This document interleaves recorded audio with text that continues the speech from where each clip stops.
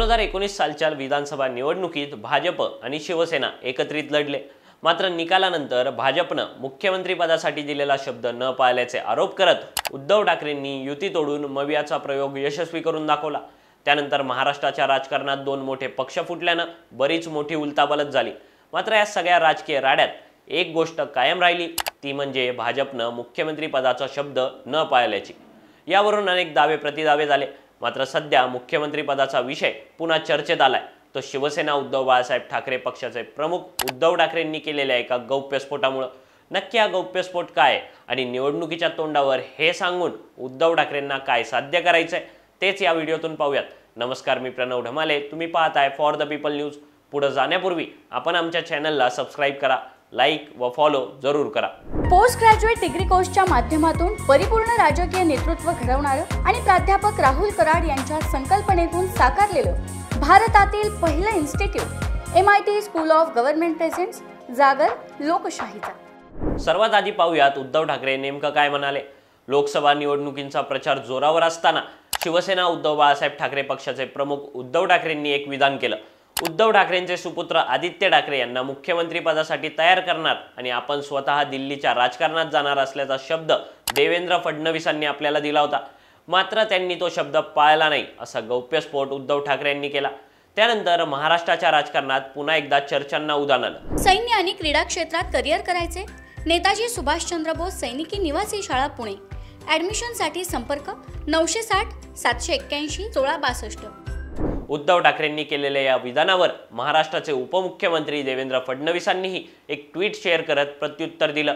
हिंदू हृदय सम्राट शिवसेना प्रमुख बाळासाहेब ठाकरे यांचा आम्ही आदर केला, करतो आणि करत राहू, पण ज्यांनी वंदनीय बाळासाहेब ठाकरेंचे विचार त्यागले त्यांचा आम्ही आदर करू शकत नाही। हिंदू हृदय सम्राट शिवसेना प्रमुख शब्दांचे पक्के होते आणि कधीच मागे हटत नव्हते। दिलेला प्रत्येक शब्द ते पाळायचे। संकुचित वृत्तीनं त्यांनी कधीही स्वार्थाचा विचार केला नाही आणि त्यांनी त्यांच्या हयातभर खोटारडेपणा कधीच केला नाही। म्हणूनच ते आजही आमच्यासाठी वंदनीय आहेत। दररोज एक कल्पोकल्पित कथानक तयार करून कुणाची दिशाभूल करता, स्वतःचीच ना। महाराष्ट्राचं समाजकारण आणि महाराष्ट्राचा विकास ही काही सलीम जावेदची स्क्रिप्ट नाही। समाजकारणाचा आणि विकासाचा तुम्हाला गंध नसला तरी उगाच अशा स्क्रिप्ट तयार करण्याच्या भानगडीत पडू नका।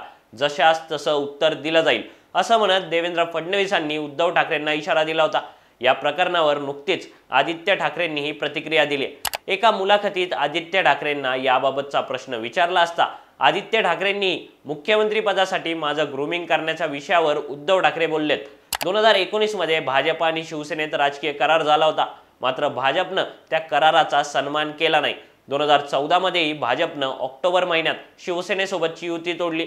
भाजपला 25 वर्षापासून असलेली युती तेव्हाच तोडायची होती। यावरून भाजपचे वापरा आणि फेका हे धोरण दिसून येतं।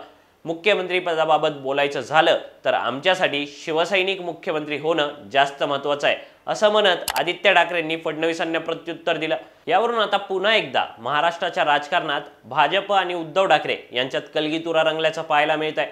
मात्र मूळ मुद्दा उपस्थित होतो, तो म्हणजे 2019 मध्ये भाजपनं दिलेला शब्द 5 वर्षानंतर तेही निवडणुकीच्या तोंडावर बाहेर आणून उद्धव ठाकरेंना नक्की काय साध्य करायचंय। 2019 साली उद्धव ठाकरेंनी महाविकास आघाडीचा प्रयोग करून महाराष्ट्राचं मुख्यमंत्रीपद मिळवल्यानंतर सातत्यानं उद्धव ठाकरेंनी हिंदुत्व सोडलं अशी टीका विरोधकांकडून केली जाते। ज्या काँग्रेस राष्ट्रवादी सोबत कधीही युती करणार नाही असं विधान स्वतः बाळासाहेब ठाकरेंनी अनेकदा केलेलं असताना त्याच राष्ट्रवादी आणि काँग्रेसशी संधान साधलं। त्यामुळे उद्धव ठाकरे बाळासाहेबांच्या भूमिकेपासून दूर गेल्याचं परसेप्शन भाजपकडून सेट केलं गेलं। विशेष म्हणजे एकनाथ शिंदेंनी सेनेत बंड केल्यानंतरही आम्ही बाळासाहेबांच्या विचारांचे खरे वारसदार असल्याचा दावा सातत्यानं केला। हे सगळं घडल्यानंतर पहिल्यांदाच महाराष्ट्रात मोठी निवडणूक होते। अशा परिस्थितीत काँग्रेस राष्ट्रवादी सोबत जाण्याचा निर्णय उद्धव ठाकरेंच्या अंगलट येऊ नये यासाठी आता उद्धव ठाकरेंनी हा गौप्यस्फोट केल्याचं बोललं जात आहे। यातून उद्धव ठाकरेंनी भाजपनं आमच्याशी गद्दारी केली, भाजपनं दिलेला शब्द पाळला नाही, म्हणून आम्हाला राजकीय तडजोडी कराव्या लागल्या, असं मत शिवसैनिकांमध्ये आणि महाराष्ट्राच्या मतदारांमध्ये तयार करण्याचा प्रयत्न केल्याचंही बोललं जात आहे। मात्र खरंच भाजपनं 2019 साली असा शब्द दिला असेल तर उद्धव ठाकरेंनी गेल्या 5 वर्षात याबाबत कधीही उल्लेख का केला नाही हा सवाल अनुत्तरितच राहतो। या सगळ्याबाबतचं तुमचं मत खाली दिलेल्या कमेंट बॉक्समध्ये कळवा। व्हिडिओ आवडला असेल तर लाईक करा आणि अशाच आणखी नवनवीन व्हिडिओजसाठी फॉर द पीपल न्यूजला सबस्क्राईब करायला विसरू नका. धन्यवाद.